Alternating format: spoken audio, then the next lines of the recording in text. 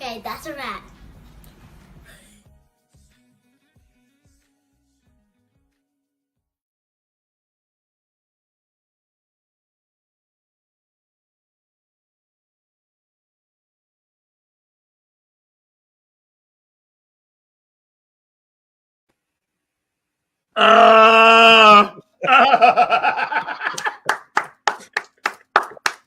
Thank you, sir. Kevin Harrington, yo.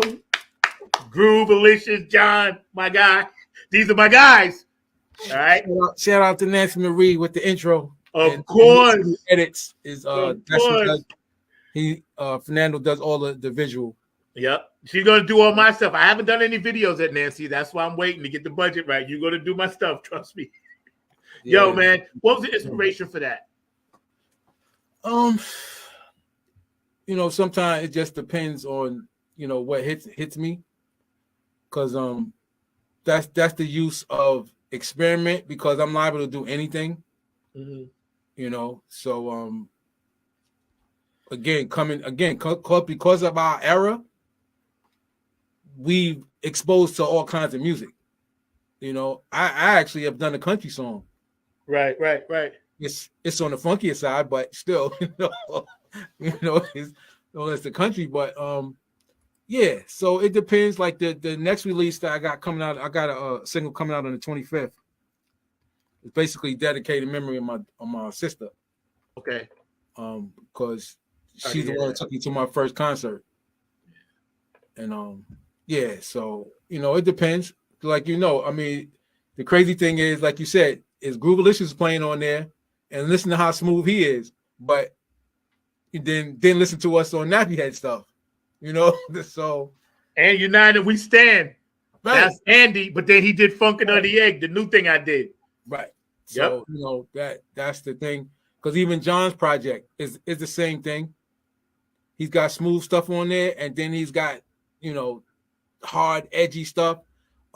Is a tune I wrote back in the day when we was playing in the band called Vision of the Black Swan. Yeah. It's a straight fusion song. Yeah. I heard that. I heard that. Yes. That should, that song is dope. The thing about John Groovalicious, and we're going to shout him out for a second. Willis, man, I love you, Jay. He's one of the greatest guitar players I've ever played with. And I done played with a lot of good ones. This guy, it can't be, it's it's so hard to describe someone that puts juice in the lemonade. You know what I'm saying? He's got some juice that he just does that no one else can do. Yeah, he's my go-to guy, because I could pretty much, with John, I go, yo, John, man, I need something and I could just move my shoulders and he'll get it. Yeah, like, yeah. Oh, okay, I know. Yeah. And he'll get it, man. Yeah. So he's always like the guy. And again, because of he could play basically any genre. Yeah. Like John's the guitar player on basically on all my stuff. Yeah. Right. See, and this is why, I'm using some guys here for some things, but when my guy down here, Mo, I said, I'm sending this up. And then, Jeff, you, John, I was like, I'm sending this to the cats, my go-to guys, besides myself, because I don't have to tell you guys, hey, I want XYZ. I'm like, here is the canvas, paint on it. you know, and that's what always I was so grateful, you know, to meet you guys, and Pearl turned me on to you, and then Don, and then you, and then Prez. And by the way, shout out to Prez. He got a new project. He's working with this amazing artist. I saw it on Facebook. So Prez, if you watch it, man, I ain't sleeping. When you're ready, man, get on the show. I got you covered, bro. Or any Nappy Head alumni, we got y'all, man, because this is still family. Always gonna be Nappy Head Funk Army family, man. So I wanted to ask you, we got another one coming up. We're hanging out with Kevin today, man. Your granddaughter, that was her, right? At the end? Yeah. Gotta love it. That's my heart, man. She's so much bigger than that now, though. Gotta love it, man. Saxy, what is it, Mark? Saxy Cool? Funky Saxy Cool. Funky Saxy Cool. We're gonna run that. Okay, Funky Saxy Cool. Kevin Harrington, KHX Entertainment, Canaan Jams, The Experiment. Here we go. Funky Saxy Cool. Let's rock with this, Mark. I know you're gonna dig this.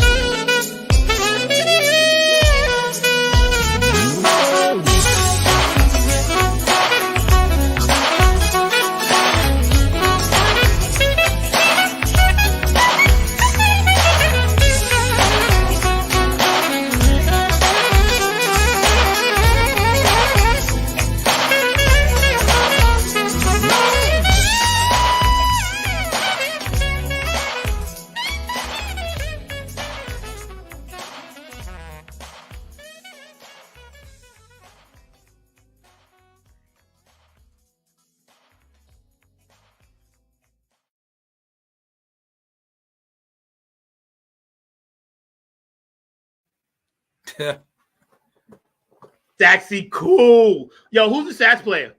That's Roy Richardson Jr. He's out of Trenton. Okay. Me and him used to tour together, so he's my go-to when it comes to that. Okay. Yeah, I told him to basically shoot black-owned businesses in Trenton. Okay. And his wife actually shot the footage because I was like, look, y'all go and shoot and send it to me. And again, New City Edits went and just did something with it. Yeah. Like you said, man, it's you can't always. There's not always the budget. There's not always. I was like, so y'all just go out and shoot the hot spots, black-owned businesses, and so we could show them some love, and this is how it came out. Like first of all, kudos to you for doing what you do, and shout out to all the peeps that work with you, because Nancy, of course, and all these other brothers and sisters, because see, this is why God is so good. And this is not pushing God on anybody. I don't care if y'all believe or not. I know what I believe, right? This is why God is so good, because here we are, and we're going to get into this in a minute, the gatekeepers, and we still producing quality stuff no matter what. And to be able to chat about it, turn people onto it, spread peace and love through our music, which is what the ultimate light wants us to do, is a blessing unto itself. And sometimes I myself fall short of that. And when I do these kind of shows, it always reminds me of what my purpose and my goal is. So I thank you for that, and everybody that you shoot in your videos, because it gives me inspiration. Because there are so many times when the devil will try to creep in and lie to me and tell me, oh, stop. Oh, don't do it. It's not worth it. Yeah. Oh, you wasted your time. Oh, yeah. The enemy's going to always get in your head. Exactly. Always. And Jeff was on the show a month ago, and we talked about it. He said the same thing you said about success. He said measured success comes from within. He said, so you can't never measure someone's success, because whatever they're doing is successful. One thing why I like your music, besides everything you do, I don't have to worry about the song stopping at 3 minutes and 10 seconds.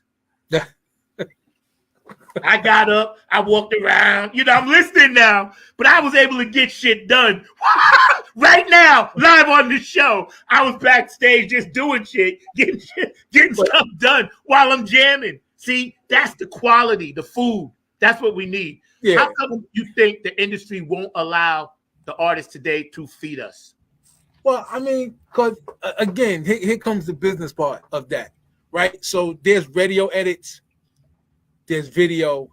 That video is usually going to be your length, right? But again, it's about the money. Advertising dollars and stuff's on radio, so they want to play usually as much as they can, or whoever paying them. The payola part is real. Has always been there. So at most they're going, okay, nothing over 309, 310. Certain places might be even a little shorter, because they want to cram however many they can into a show. So on the business side, I get that. That's why there's so many different edits. What most, the public doesn't understand, when you do a track, most of the time, there's a bunch of different edits for that. There may be the explicit lyric edit. Yeah. Then there's the radio version. Then there's instrumental. Then there's depending on artists, like a lot of time with jazz artists, there's an import version. Yeah. You may hear something overseas and go, hey, wait a minute, I never heard that version of the tune. Because they made it for that. Like, okay, in Europe, they got a different standard. Yeah. I can get this played over there, but they ain't gonna play this in the States. Complain about it's too long and stuff like that. Exactly. So yeah, I mean, that's how it is. But like you said, being fed, the system doesn't want any smart sheep. So I just leave it at that. That's right. That's right. Anything that's trying to educate is attacked. Yeah. We have this genre now, and it's like, I don't want to say neo soul jazz kind of thing, but it's kind of like that.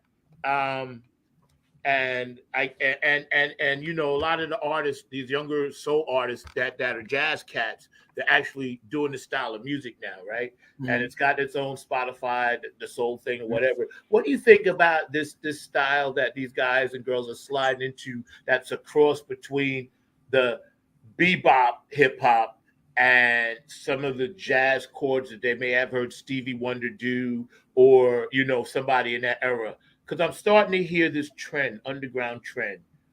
I got nothing against evolution, man. It needs to grow. It needs to evolve. So if somebody now hears that, because again, that's what fusion was. Yeah. You know, but now they're just fusing something different into that. And I think a lot of it has to do with, so let's take Donald Blackman, you know, rest in peace, Donald. Yes. Donald came out the church.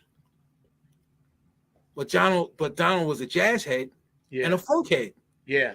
And it showed in his writing and his playing. Yes. Because when he was solo, that was straight bebop. Yeah.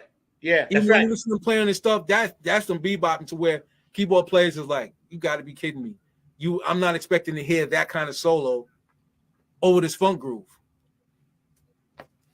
So there goes the different backgrounds. Yeah. So the kids today, you know, they come up in hip hop because, you know, I laugh about that all the time. I go, yeah, but so did we. You know what I'm saying? Is that so did we? When they go, we came up, I go, but so did we, because we was there when it started. That's right. Exactly. You know? Exactly. So we've heard the evolvement from the beginning. Yep. That's right. That's right. So, you know, I get it where they go, okay, I want to throw a hip hop beat over this. I'm like, yeah, okay. Yeah. Yeah. I get it. Yeah. You know, but again, like they were saying, like I know Chuck D was talking about that. Why did they use certain type of beats? Like he likes the energy of rock music. Yeah, that's right. That's right. You know, because again, for them, this is like, yeah, well, this is what we had because this is some of this stuff is pre-drum machine. Yeah, exactly. So they had to go by what samples they could get. That's right. That's right. If you wasn't sampling James Brown, then who was you sampling? Yeah. So some of them started taking, like you said, the bottom they started getting from the rock stuff. Yeah. Because of the energy. Yeah. Yeah. Yeah. And so yeah, I think it's, you know, Robert Glasper and what they're doing. The whole neo soul stuff is using jazz chords. Yeah, yeah. Yeah. You know, which I always loved. What's the rap group that I always me and my brother were just talking about the other day? Guru.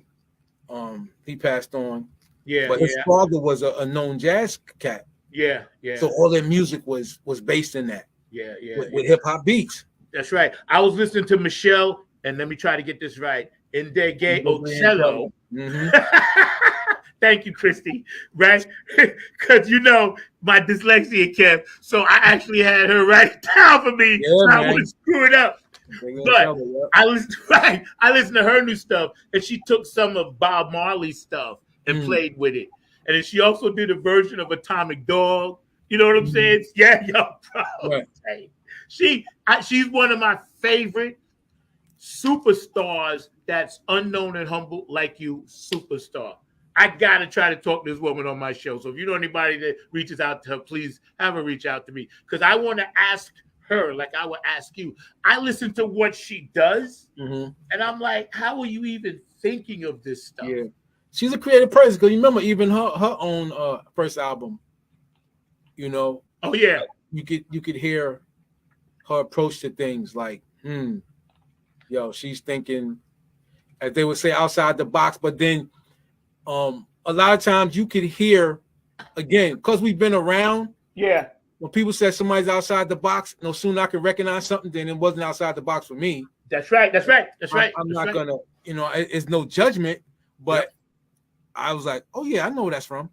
That's right. I get the vibe of it. That's right. That song when she did Ride the Subway, doom, doom, and it actually put you on the subway. Right. You know what I'm saying? The Project Train, doom, right. That album was so dope to me. I still listen to that today. Yeah. That because when she's like, I was like, doggone it, I'm on the train, man. You know, you could feel in her music the rocking and swaying, you know, in the Project Train. I was like, holy, now that's powerful. Yeah, powerful I got to meet her on the road. She's a deep chick. Yes, I mean, like back when she did the Girlfriend, like those grooves was crazy. I thought that was Skeet at first. I was like, what, did Skeet get in another group? The grooves was crazy, and just her approach to it.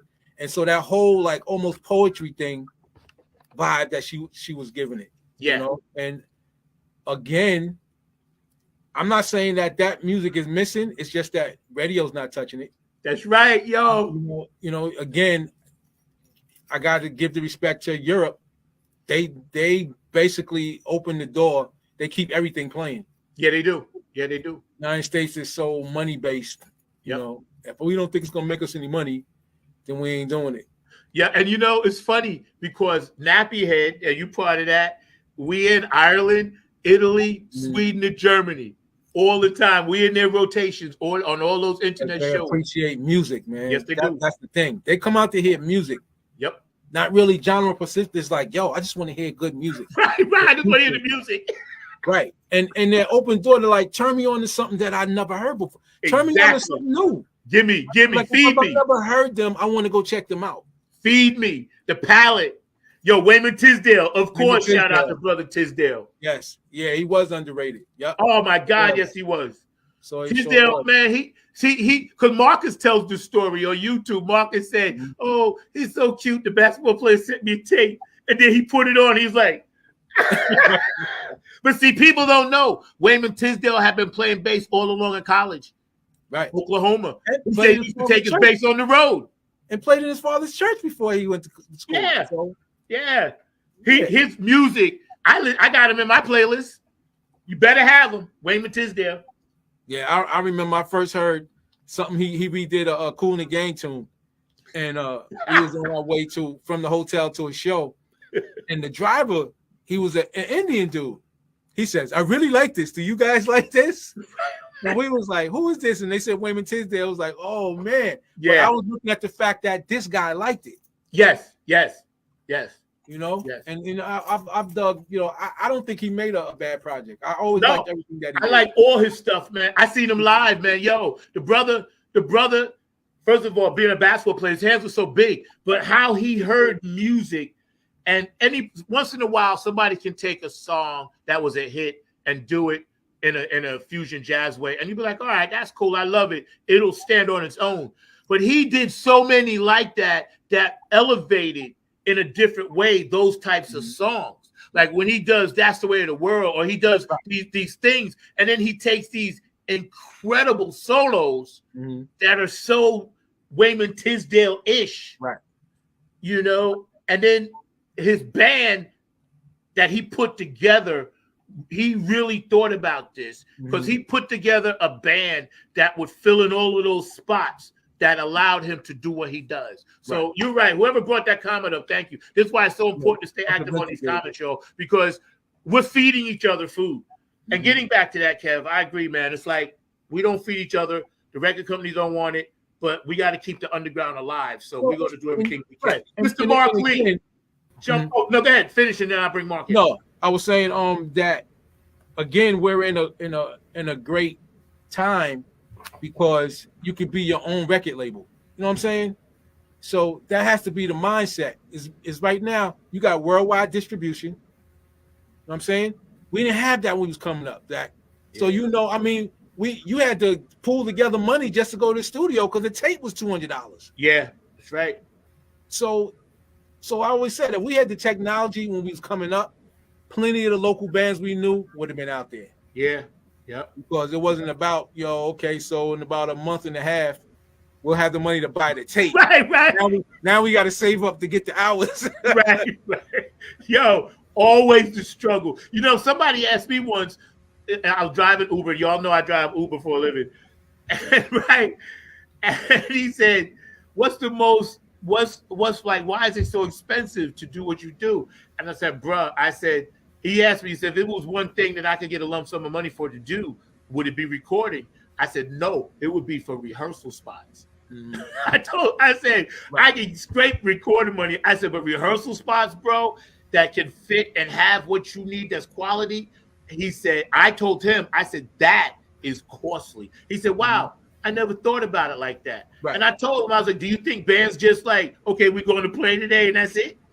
You know, I said we got to rehearse months sometimes for a show.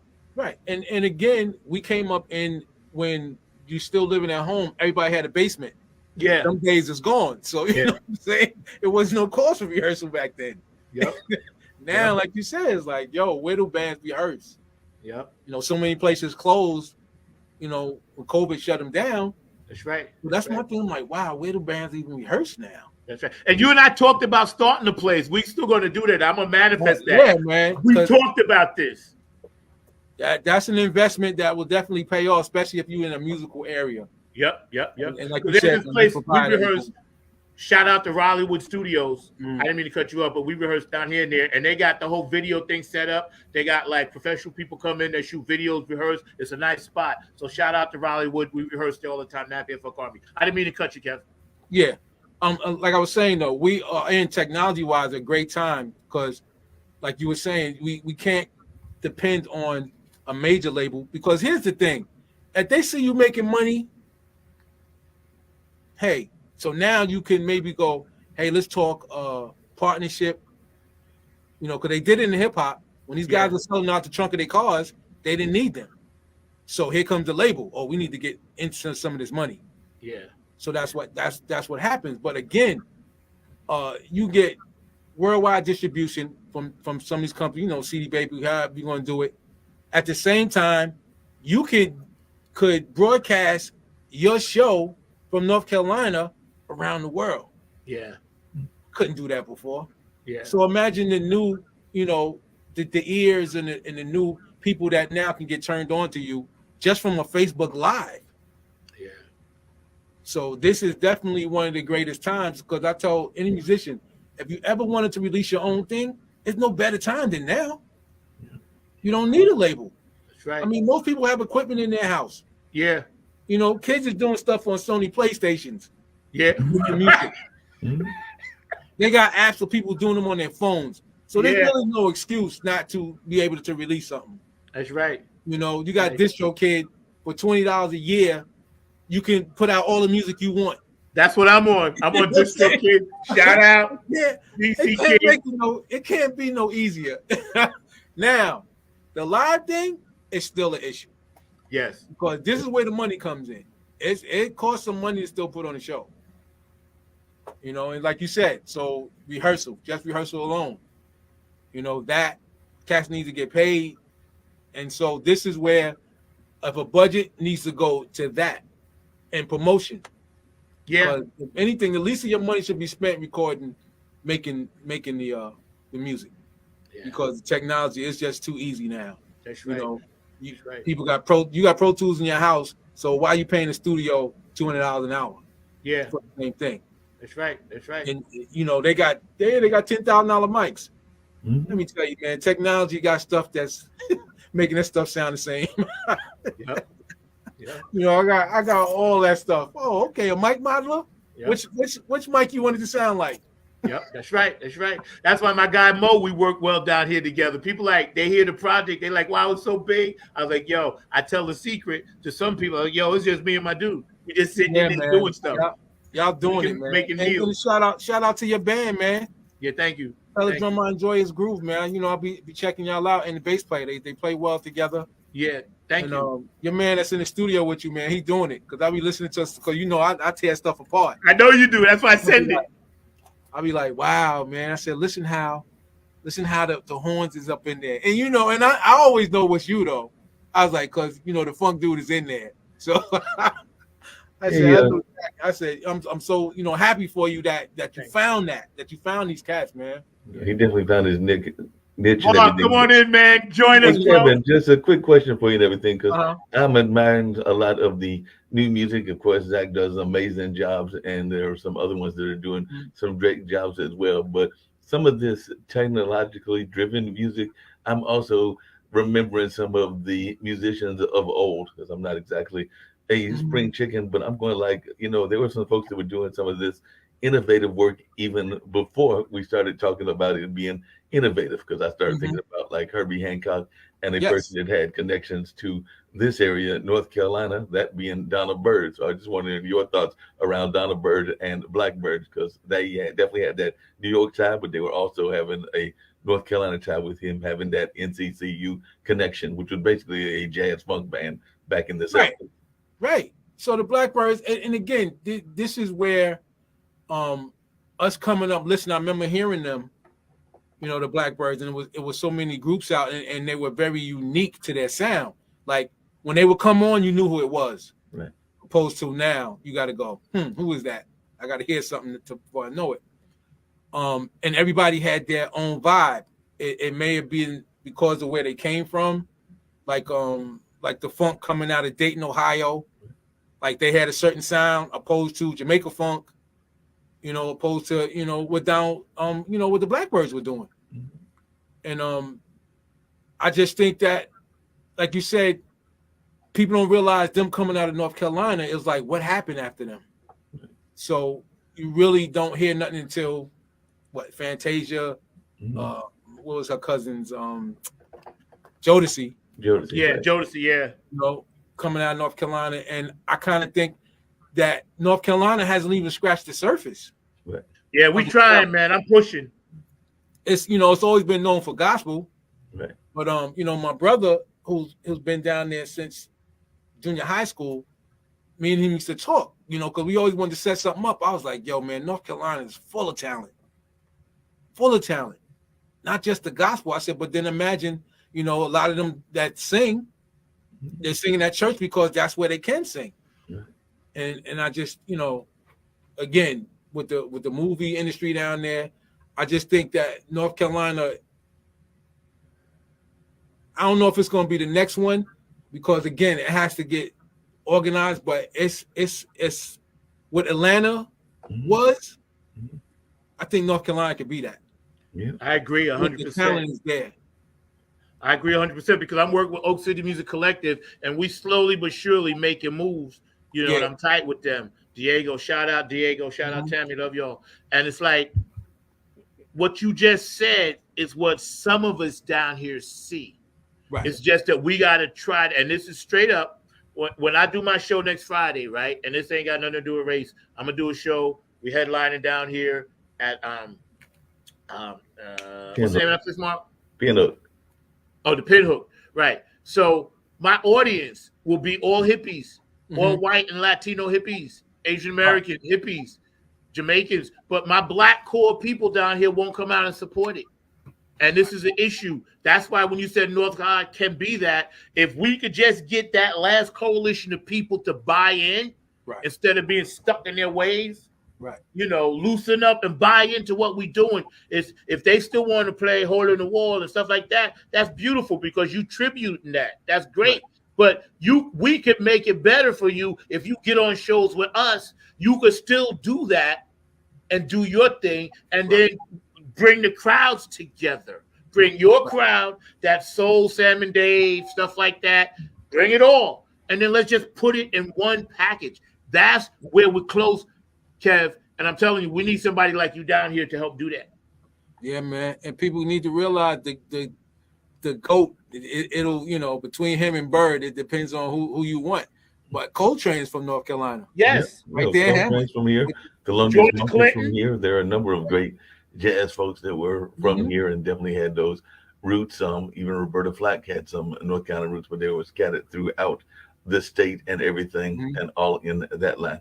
One thing, and I'd love to hear your thoughts about this, but I have a friend of mine that does another podcast, and y'all kind of alluded to it, but he starts off with an intro and he talks about that box that y'all were talking about and thinking outside the box. And his tagline is, and he's actually speaking in Africa at the time, is, I got news for y'all. There is no box. Right. So it's like that maybe we need to get out of this box mentality.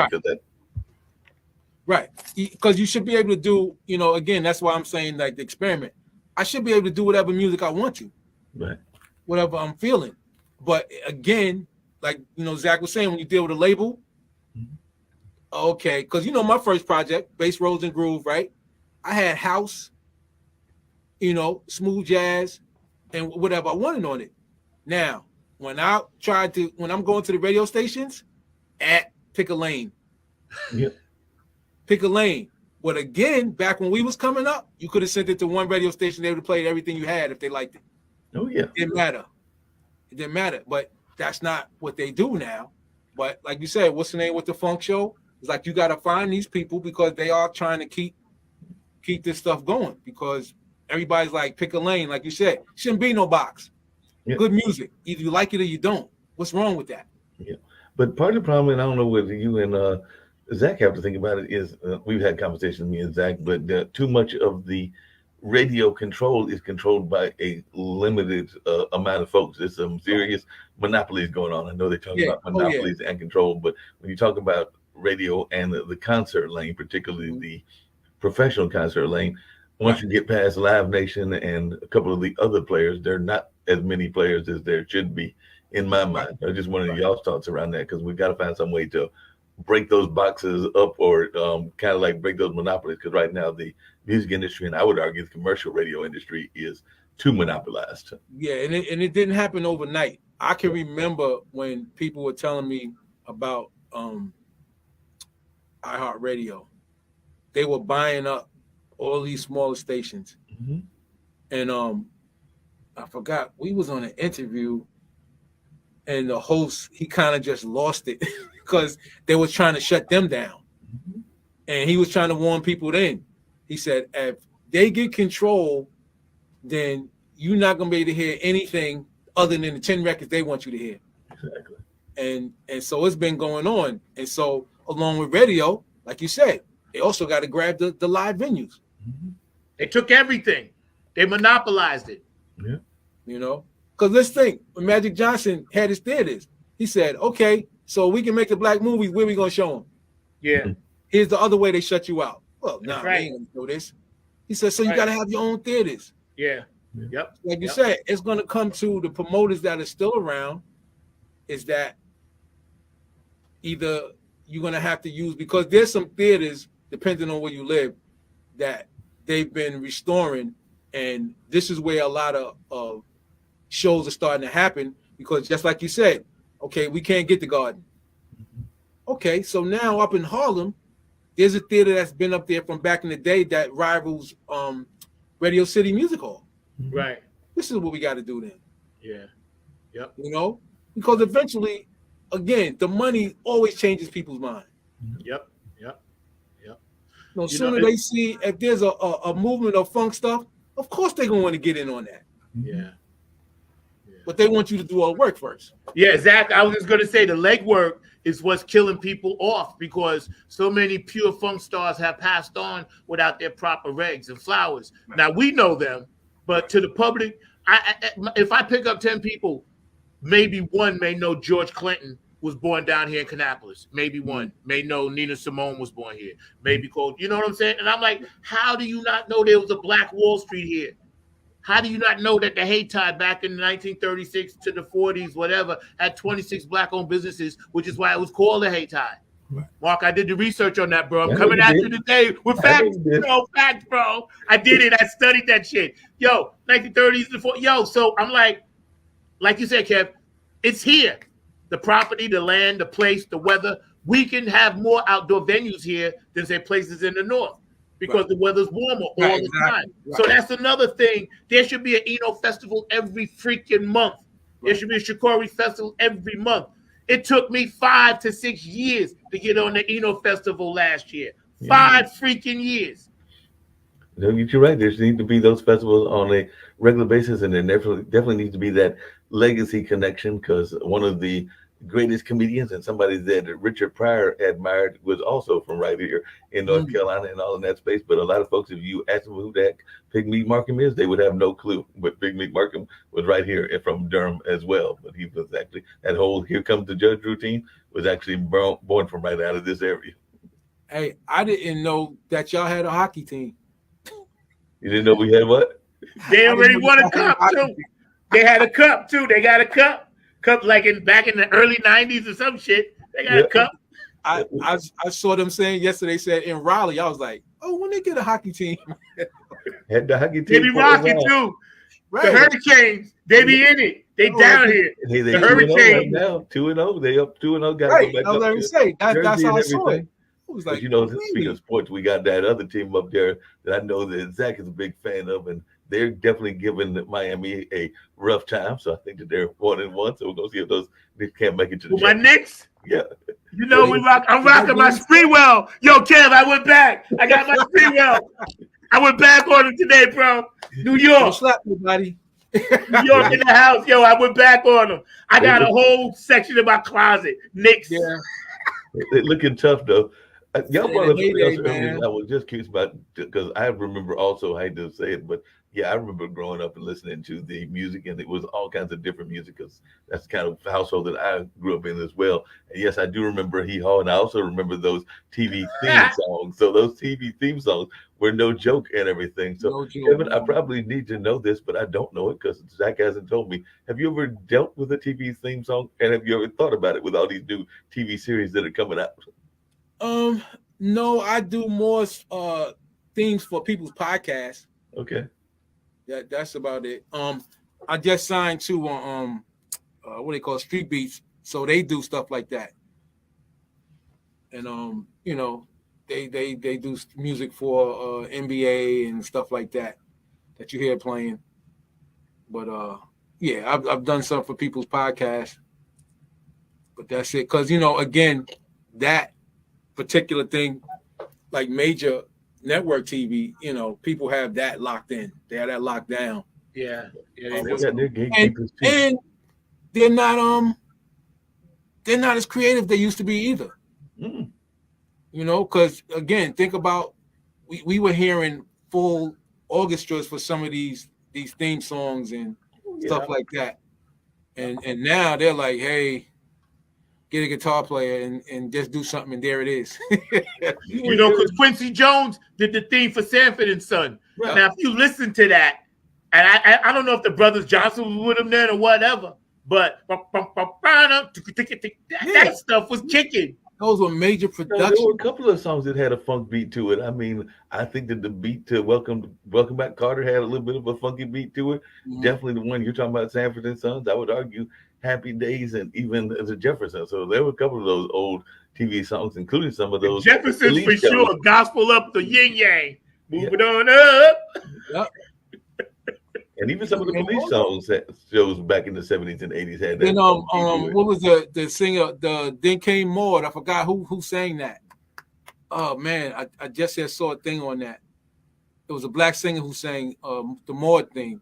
Oh, Donny Hathaway sang Maud. He sang the thing for Maud. Yep. So yeah, I mean it was major. And commercials were the same way. That's right. You know, Nancy's sister was considered the jingle queen. She I remember. She said, that stuff. Yeah. Shout out to Nancy. Maybe she's still watching. She is. She's quick commentating. I'm getting back to her. I've known Nancy since I think I might have met her when she just had graduated out of high school. Because John knew it before I did. But I knew John. I met John in his senior year. Yeah. And so they both would have been graduating that same year. But yeah, man, Nance. I know she's been on the show, but she only scratched the surface too. I know. With her, man, that she's the full package. There's layers to peel back, and believe me, that's why I keep having y'all on recurringly, so we can constantly because see, for me, this is such a thing, and I don't mind telling people I pay for this myself. Sometimes people help me. P-Funk Radio will send, different sponsors, whatever, but I pay for this myself. But I do it because I want to make sure I put my bricks in the pyramid, documenting everything I can. So years from now, when, we all doing something else in another place, people can pull up the word funk and some of this will pop up. Okay. And they'll be like, oh, wow, this is how they was rocking back in 2023, 2070. Right. You know what I'm saying? They pull it up and we here. Exactly. Hey, we always talked about the fact that you can't complain if you not contributed to anything. Amen. You know what I'm saying? So it's like, oh man, this music out here, man, ain't playing nothing. Then you can just either go. So where's yours? Yep. Give me an option. Where's yours at? Yep. That's what I tell anybody. I say, I ain't gonna complain. I'm gonna put my own stuff out. Yeah. I can't keep complaining. Oh, they keep doing the same stuff. Well, if you're not putting out anything that's giving people an option, then how can you keep saying anything? Amen. Yo, gentlemen, We got about like 15 or 20 left because we just running the show. But Kev, I know you got to get out. But I do want to touch on one important subject. Mark, hang out with us for a minute, right? And for everybody out there that's been active on the chat line for our anniversary show, God bless you all. I swear to God, one day we're going to have some shirts and hats for you for free. So just give us a little time to get some money together. You guys have been amazing. And shout out to Max Distro, who I'm in negotiating with through Mark Lee to get us put on major platforms. We're waiting on the budget for that. So that's coming. We got a few things that we're going to try to blow this up a little bit in our third year. But I have to touch on this because it's important. Because, again, it's not even like mid-spring and it's open season on Black people getting shot. Mm-hmm. Okay, so Kev, I'm gonna let you go, and then Mark, I'm gonna let you jump in, man, because the kid that went to the door by accident, that bothers me. And it wasn't the only one. I think the very next day, a girl got killed up here. I think somewhere in New York, upstate maybe. Well, her friends and them drove into a wrong driveway. Yeah. And the dude opened fire from his porch. Mm. Now, they realized this ain't the place, so they turned around. Nobody even got out the car. And he just shot at the car. So, I mean, how do you even explain that? And mind you, they were all European American. Right. So, the girl that got killed made a mistake. First of all, he didn't even see him. He just shot because somebody driving. So, I mean, I don't even know how do you address that, man? The paranoia. People have lost their minds. Which brings you to the gun part, and I gotta say, I'm not one for going, there's too many guns. It's the mindset. This country's always had guns. Mm-hmm. It's the mindset now. In the South, I mean, I used to play my grandfather's shotgun. Every house had a gun in it, but nobody was out there shooting each other. It's here. That's what it is. You could have an AR-15 and you like to target practice and never get to the mindset that I got to shoot a person because we disagreed. That's all up here. That's not the gun. The gun will sit in the corner and never move. That's right. Unless you go pick it up. That's right. But it's just people's mindset that's the issue right now, because it's like if it wasn't guns, then everybody gonna start stabbing each other. Yeah. Because that whatever's going on within the person, that's coming out somehow. If they gotta take a spoon and dig their eye out, you know what I'm saying? That aggression.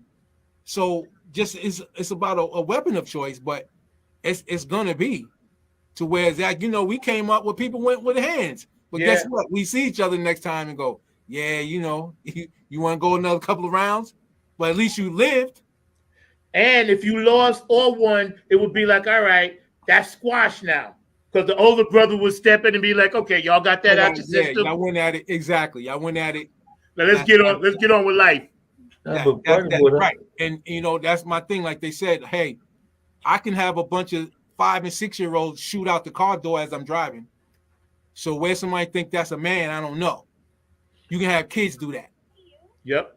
But part of it is I'm wondering about this whole nature, and I know that we didn't have any control over what happened in terms of the pandemic, but with isolation and with the craziness of the world, and we've seen a whole lot of craziness, whether it's been the way we've treated our youth, and particularly the law enforcement has treated our youth, and whether we're seeing these wars and all of the stuff that's going on. Like I've said on this show before, I don't have any kids of my own, but I do have my 2 nephews that are about to be 14 and 15 in August. And I'm just thinking about what they have gone through since they first came in this world in 2008 and 2009. We're not even talking about the ones who were born in 2001 when we first had that first terrorist attack back in that space. So I do sometimes wonder if all these factors and isolation haven't added to the mental stress, because if they say that we are in the middle of a even deeper pandemic because of what's going on in that mental space and everything, I don't know that any of us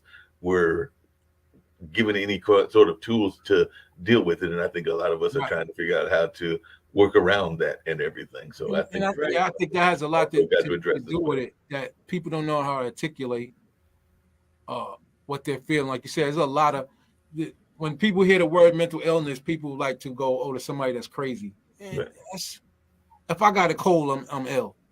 Mm-hmm. So so mental illness is like, yeah, I have some issues. This stuff bothers me. I don't know how to deal with it. Yeah. Because again, going to a therapist, people looked at you like something's wrong with you, and I'm like, okay, so a person that goes to a therapist to me is actually trying to get themselves help. That's right. That's right. It shouldn't be looked down like, oh, you go to a therapist, you must be crazy. Yep. Well, I'm trying not to be. That's right, why that's right. I'm looking for some help. That's right. And I agree with you 100% because I tell everybody all the time on the show, I see a therapist, I ain't ashamed of it. And Kev, like you said, everybody's suffering from PTSD and are in denial about it. Right. The whole world right now is trying to figure out PTSD because we all had to reassimilate in whatever life thing we was doing. That was hard as you know what. Right. Yeah, and people deal with situations in different ways. Like they said, domestic violence, of course, went up. Mm-hmm. Yep. Yeah, because it was already happening, but now you really can't go nowhere. Yeah. So the person that's doing the violence, they lock down. Yeah. And it's that. And so like you was going back to the shooting starting. Again, we've been here long enough to go, none of this is new. No. None of this is new. I can remember the first kid that I remember getting shot when I was 12 because he was our same age because he had came to our Boy Scout meeting once and he didn't stay. And he got shot by, the excuse has never changed. Oh, I thought he had a weapon. Mm-hmm. So again, how that weighs on us, Zach, we done had to come up with that.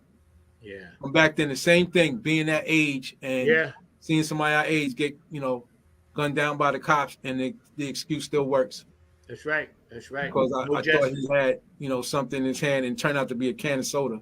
Yeah. Can soda, but not only that excuse, but the other thing is how often after the shooting happens have we heard, whether it's now in 2023 or whether it was in 1980, that there are those quote unquote warning signals, and everybody is always quick to tell you that they knew the warning signals after it happened. I'm like, well, if you know after it happened, why didn't you deal with it then? But then on the flip side of that, there have been cases, including one recently, where the people did what you're supposed to do, which is get in touch with law enforcement, and law enforcement basically told them we can't do anything till they do something. I'm like, that doesn't make any sense to me. Yeah. You got to actually that's action. That especially with the order of protection.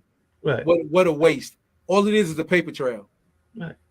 It's a paper trail. So it's something you got to do. Now, I ain't advocating no violence. I'm advocating protecting yourself.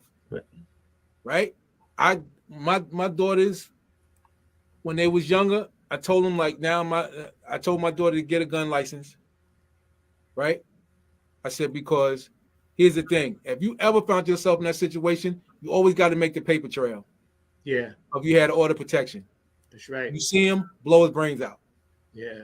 And then you worry about dealing with the system later. I said, because that's all that paper is good for. Yeah. It's not going to protect you because the police show up after the fact. Mm-hmm.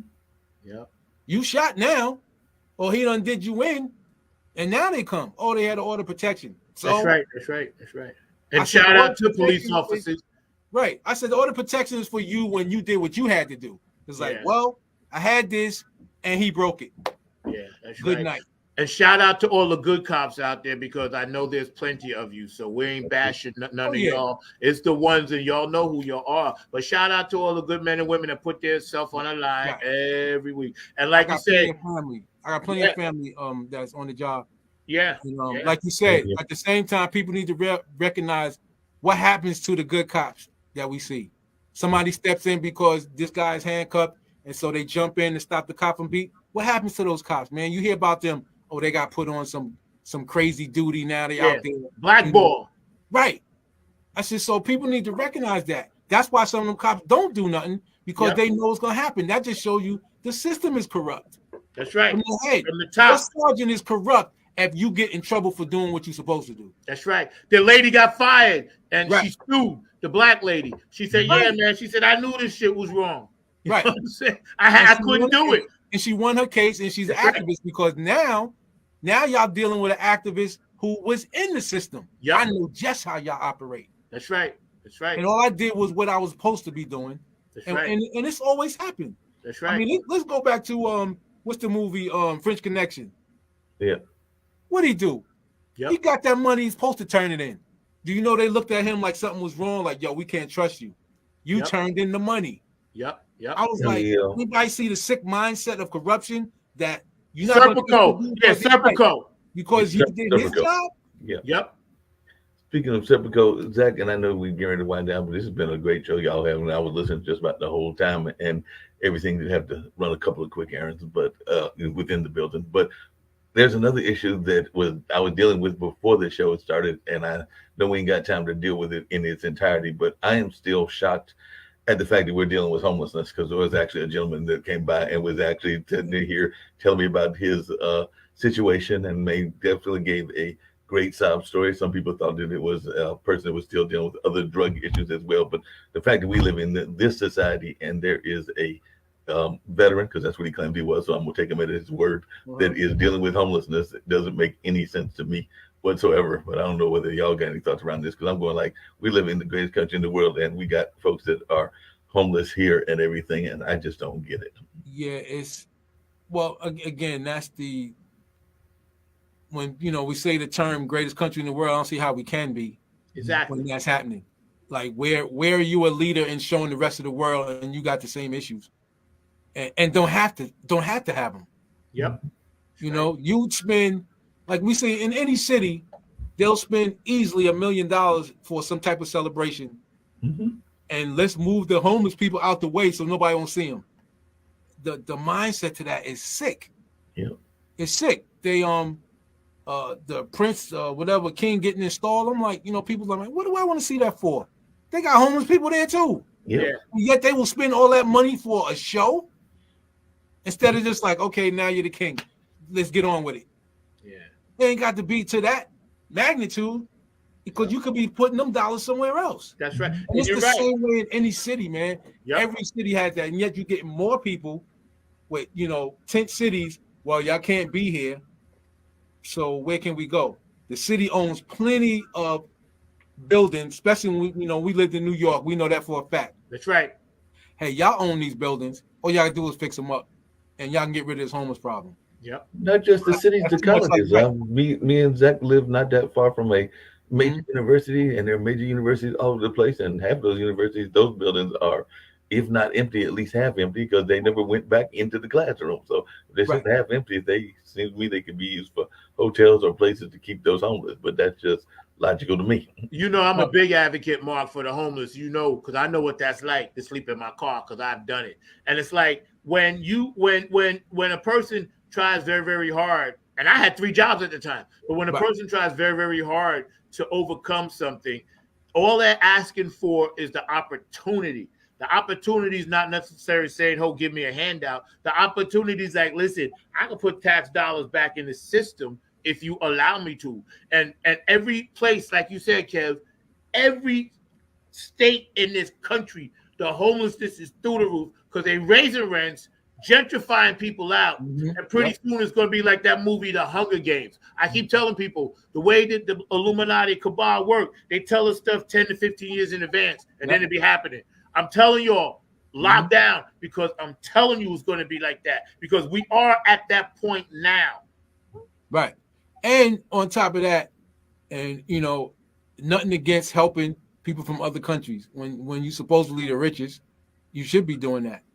But the slap in the face is you kind of find out people from Ukraine can come into the country and sign up, and this is what I seen on the news.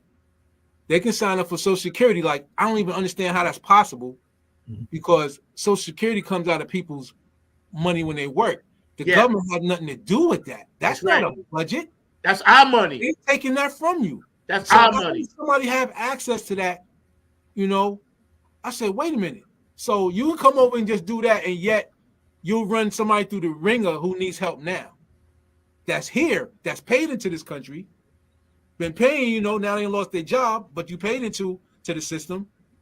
And this is what you allow, and then you wonder why people go on shooting sprees. Like you say, then people just snap. It's like, are you kidding me?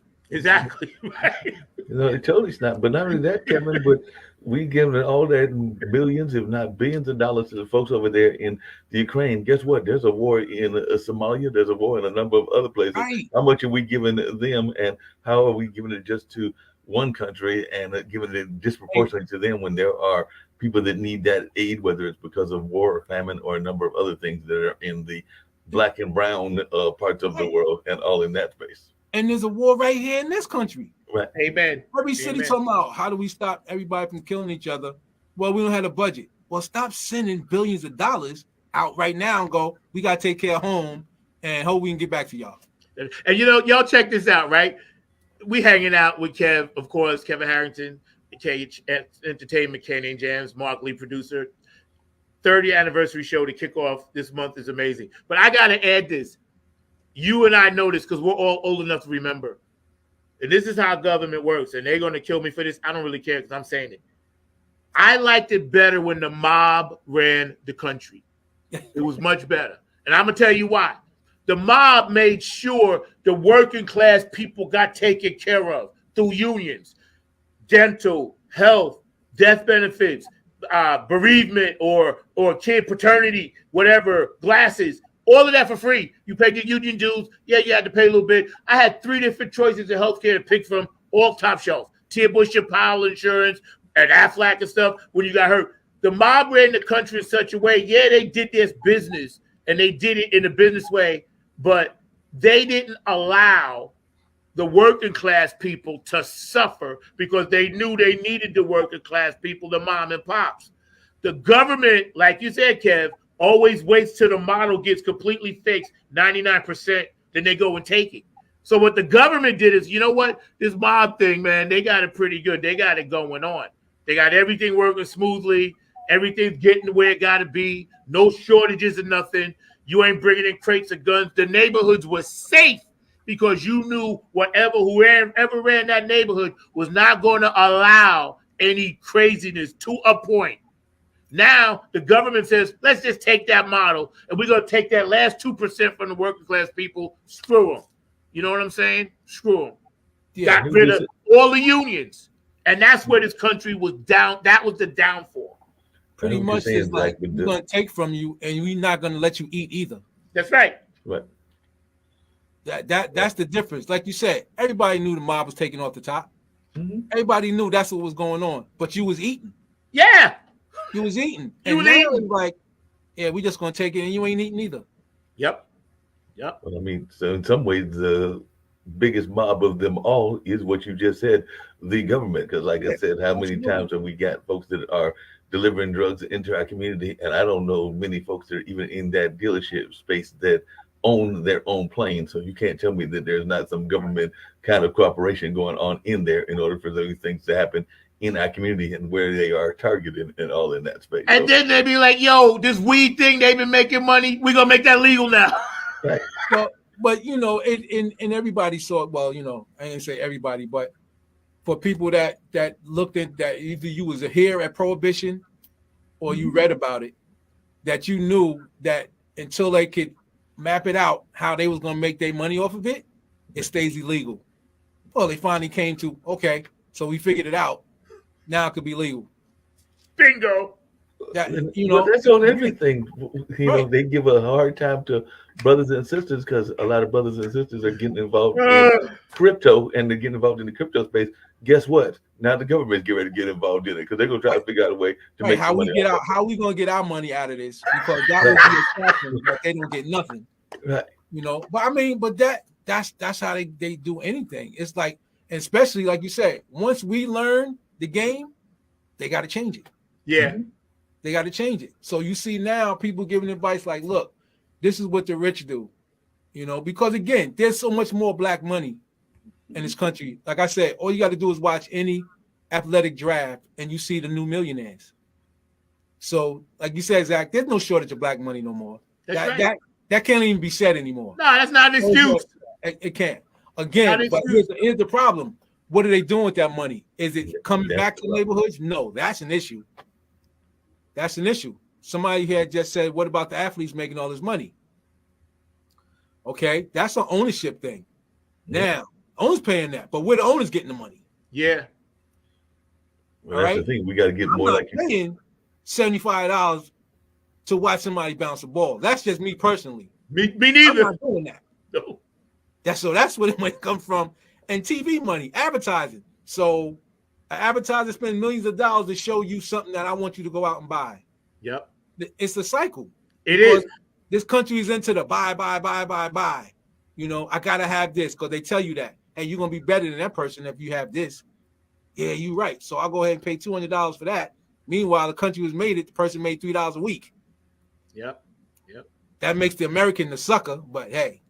They showed the video of the people making the mask. Yo, it was on a dirt floor in some place, Bangladesh, and they was sitting around, and the caption was, "This is where COVID comes from," because they had no mask on. They was literally, they was sitting in the damn dirt. In the dirt. The dirt. Making a sanitary product. Dude, it's on YouTube. Watch it. We ain't got time to talk about how they poisoning us with the food, man. That's another show. We'll get into the third eye on the next episode. Yo, Kev, man, it's been a blast. Mark, thank you. Kev, I'm going to give you the last word. Then I'm going to bring you back on. We're going to get out of here with some Jamaica funk in tribute to your home, man. So I'm going to give you the last word. Mark, I'm going to take both of y'all out, all right? No problem. All right, man. Congratulations again, man, to you and Mark, man, on the 3rd anniversary of the show, man. Keep doing what you're doing, Zach. Like I said, man, it's needed, man. So I know sometimes you may get down, but it's needed. You don't have some great people on here that I would have never knew about. And thanks for having me on, man. Thanks for having me and Nance, you know, when you have us, man, and I appreciate it. And I thank you for coming on my show. And hey, that's it for me, man. Everybody do what they got to do. Peace and blessings. Yeah, man. I want to come on your show again, man. We get ready to get out of here. It's been amazing. Funk from the front seat, 3 years running. And Kev, you got my word as my brother, my heart, my blood. I'm gonna keep doing this, man. Yeah, man. I ain't gonna give up. I need everybody out there to understand where this brother comes from. Right here. You feel me? Right here, Jamaica. We're going to give y'all a full 9-minute mix because this is an anniversary show. Clap your hands like this. Squeeze. New York. Go New York. Go New York. Go New York. Go. Brooklyn. They want Long Island.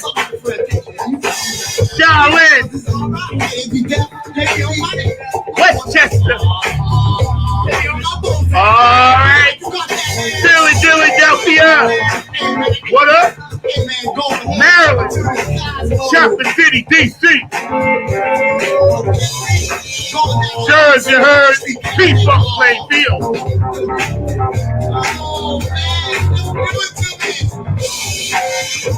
Virginia, where you at? Let me put on my sunglasses so I can see what they ain't looking at. North and South Carolina.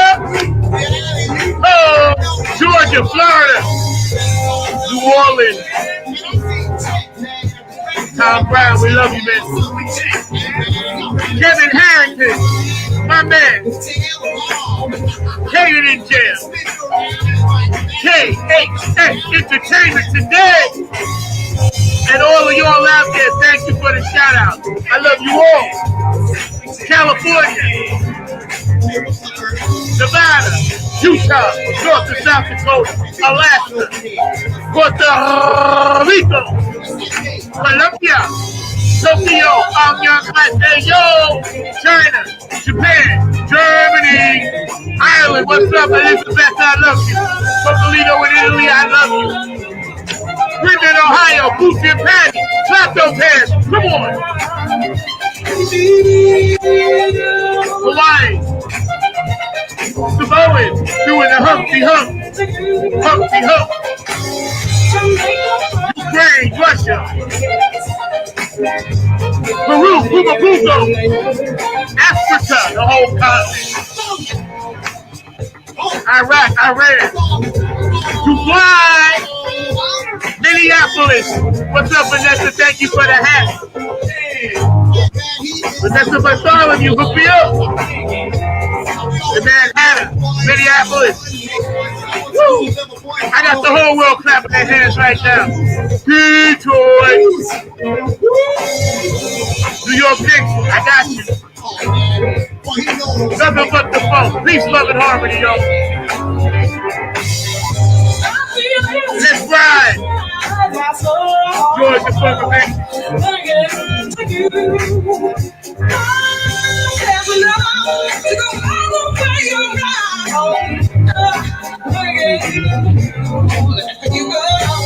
Shout out to my man Funk the Drill Santiago. I love you, bro. Tony Cam, what up, Jackie? I love you, Linda. Sorry for your loss, Linda China.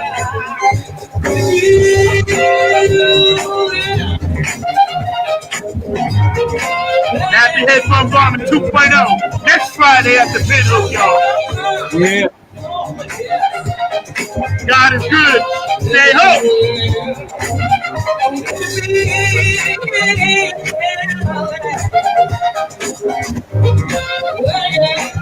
Nothing but the funk. Funk from the front seat. 9 on the Grind TV. 3 years. Alright? Woo! I love you, CB. Shout out to my girl, Dawn. What's up, Dawn? I know you watching.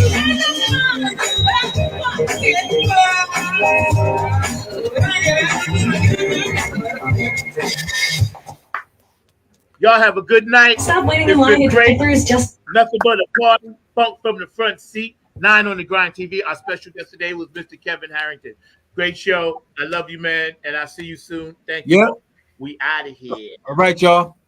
Peace. Nothing but the funk.